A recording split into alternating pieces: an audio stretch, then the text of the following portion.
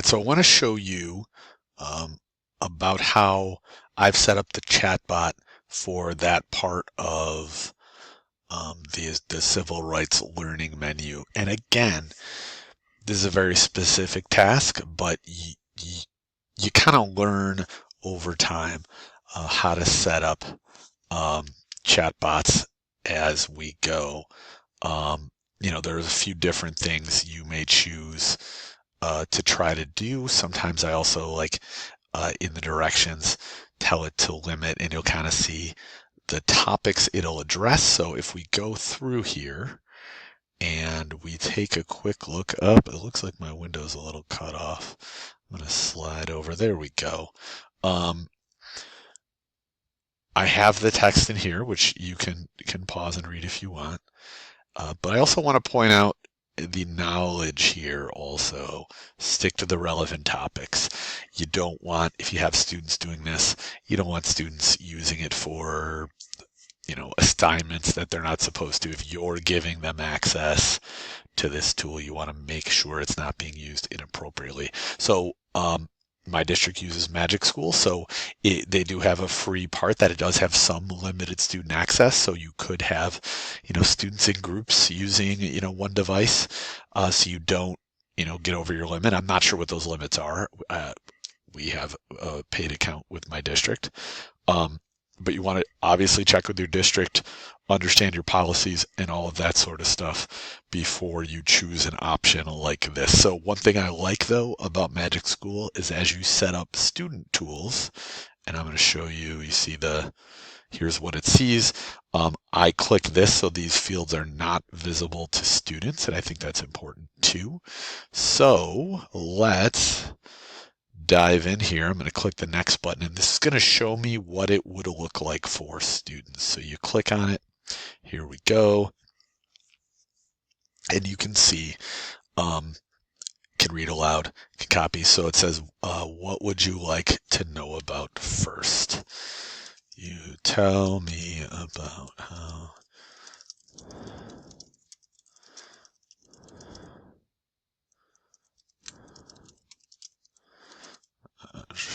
and again, sometimes I try to impersonate students a little too much sometimes here, right? You can see it wants to be helpful. I don't know why it does this list numbering weird. It's just, I don't know. It just does it. But kind of laying out here's how it happened, right? And it has the advantages and disadvantages. That's kind of cool. You could ask about particular things here. If they wanted, they could ask any sort of follow-up questions. But yeah, it says communication should be slow. Some areas are hard to reach.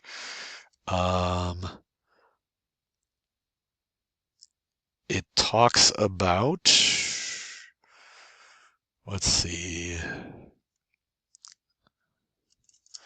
why were some areas hard to reach? So we'll do that, and then I'll probably just, do a little bit more just to show you the basics of how this would set up for kids. I do like the idea of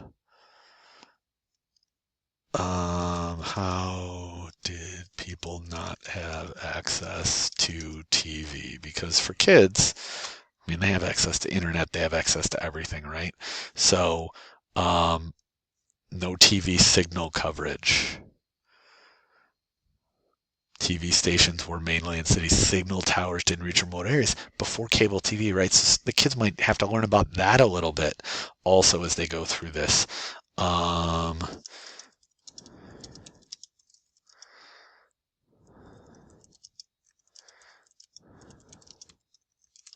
Something about present day. Here we go. And there's a lot, right?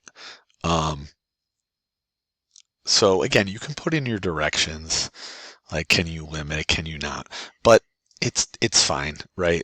Like for what the purposes of this, it's okay that it's giving me a whole bunch. Um, yeah, no, I think this is pretty good. Um, yeah, so let's see. How Function overload a disadvantage.